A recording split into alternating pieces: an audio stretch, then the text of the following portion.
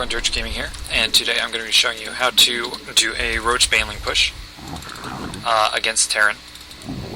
Now, you only want to do this build if they are going for a either a Reaper expand or a command center first kind of thing.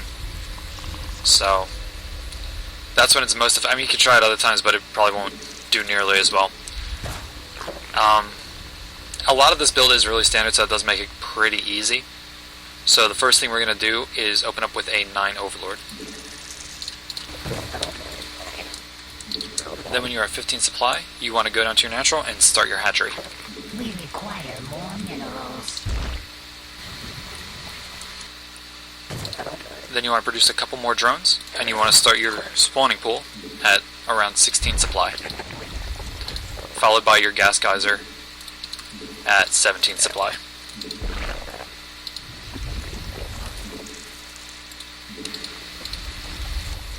Then also at 17 supply you want to start a Overlord, and as soon as your gas geyser is complete, you want to throw 3 drones right in there. Once your spawning pool is done, you want to start a queen at each hatchery as soon as possible, as well as make more drones. Then when you're nearing 100 gas, you want to start taking drones off of gas. Well, you want to take 2 drones off of gas, and you want to start Zergling Speed right away. As soon as your queens spawn, you want to start a 3rd queen as soon as you can, and you'll be using those 3 queens for the majority of the time. So far we've just been making drones, overlords, and now you're just controlling your queens. So very standard so far. Now around the 6-minute mark, you want to go and you want to throw in a hatchery at your 3rd. And as soon as your Zergling Speed is done, you want to put drones back in gas. You want to throw down a 2nd geyser, and you also want to start a Roach Warren and Baneling nest all around the same time. And then you would just want to keep droning up. Now as soon as your Roach Warren finishes, you want to start producing Roaches as fast as you can,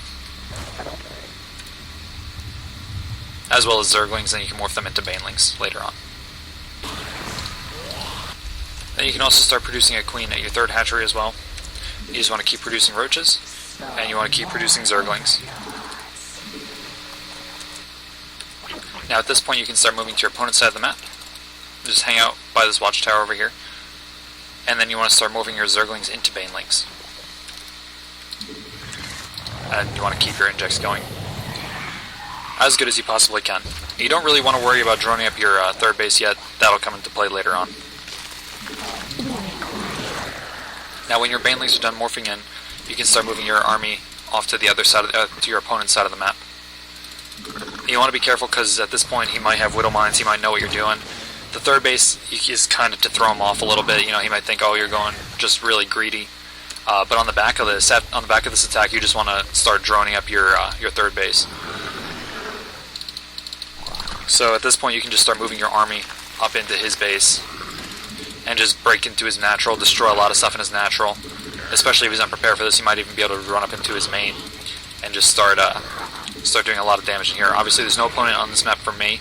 This is just strictly to practice the build order. You just want to keep up on your injects, keep up on your creep spread, and behind this you want to just start droning up your 3rd base.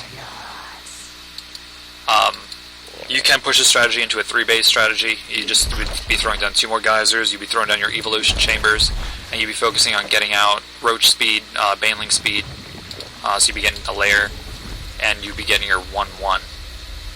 But I'll make another video to explain that one a little bit further in depth.